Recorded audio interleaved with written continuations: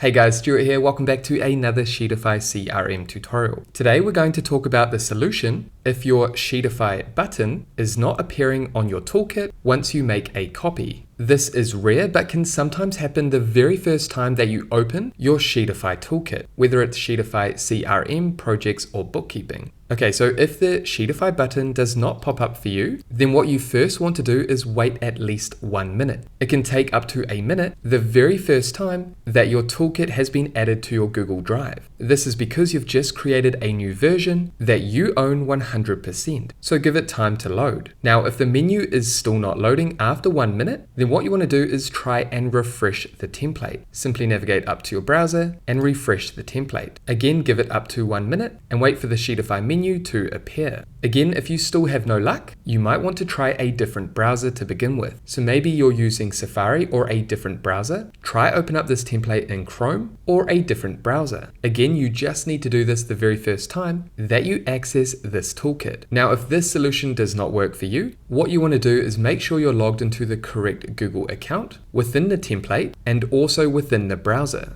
You can see in Chrome, I'm using a different Google account than the Google account that I'm logged into to use this template. So you may want to log out of your other Google accounts and then log in with the Google account that you want to use, whether it's a free Google account or a paid Google Workspace account. However, those are 3 solutions that you can try to initially load the Sheetify menu. If you're still not having any luck and this troubleshooting is not helping you, then feel free to send me an email and I'll get in touch and help you out as soon as I can. However, that is it for this video. If you're interested in diving into tools and features that all of our business toolkits offer, I will add relevant tutorials and links down below in the description for you to check out. However, if you got value from this video, make sure you leave a like and subscribe, and that way I'll see you in the next video.